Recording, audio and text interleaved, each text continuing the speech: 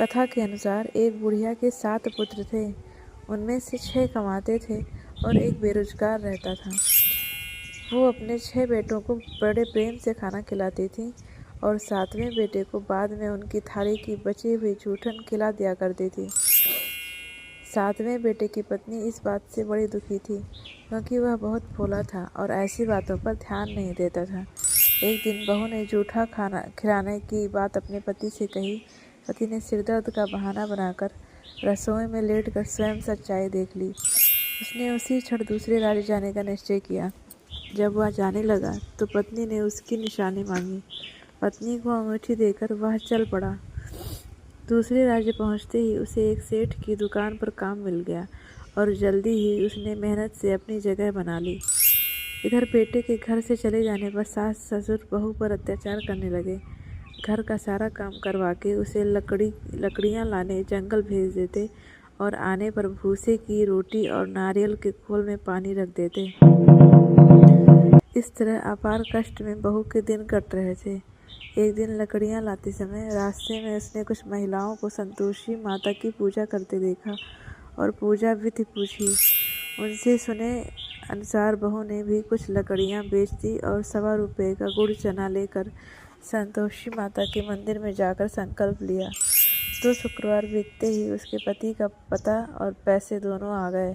बहू ने मंदिर जाकर माता से फरियाद की कि उसके पति को वापस ला दे, उसको वरदान दे माता। संतोषी ने स्वप्न में बेटे को दर्शन दिए और बहू का दुखड़ा सुनाया। इसके साथ ही उसके काम को पूरा कर घर जाने का संकल्प कराया। माता के आशीर्वाद से दूसरे दिन ही बेटे का सब लेन देन का कामकाज निपट गया और वह कपड़ा गहना लेकर घर चल पड़ा। वहीं बहू रोज लकड़ियाँ बीनकर माता जी के मंदिर में दर्शन कर अपने सुख दुख कहा करती थी।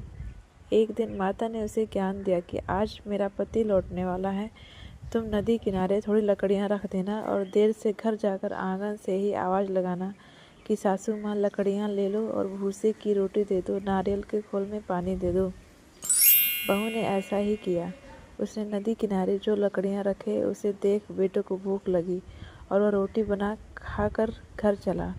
घर पर माँ द्वार भोजन का पूछने पर उसने मना कर दिया और अपनी पत्नी के बारे में पूछा। तभी बहू आकर आवाज़ लगाकर भूसे की रोटी और नारियल के खोल में पानी मांगने लगी। बेटे के सामने सास झूठ बोलने लगी कि रोज़ 4 बार खाती है, आज तो उसे देखकर नाटक कर रही है। यह सारा दृश्य देख बेटा अपनी पत्नी को लेकर दूसरे घर में ठाठ से रहने लगा। शुक्रवार आने पर पत्नी ने उद्यापन की इच्छा जताई और पति की आज्ञा पाकर अपने जेठ के लड़कों को निमंत्रण दे आई। जेठानी को पता था कि शुक्रवार के व्रत में खट्टा खाने की मनाही है। उसने अपने बच्चों को खीर सिखा कर भेजा कि खटाई जरूर मांगना। बच्चों ने भर पेट खीर खाई और फिर खटाई की रट लगाकर बैठ गए। ना देने पर चाची से रुपए मांगे और इमली खरीद कर खा ली। इससे संतोषी माता नाराज हो गईं और बहू के पति को राजा के सैनिक पकड़कर ले गए। बहू ने मंदिर जाकर माफ़ी मांगी और वापस उद्यापन करने का संकल्प लिया।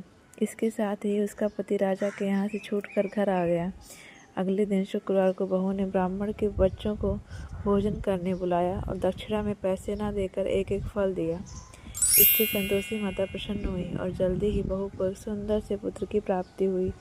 बहू को देखकर पूरे परिवार ने संतोषी माता का विधिवत पूजन शुरू कर दिया और अनंत सुख प्राप्त किया।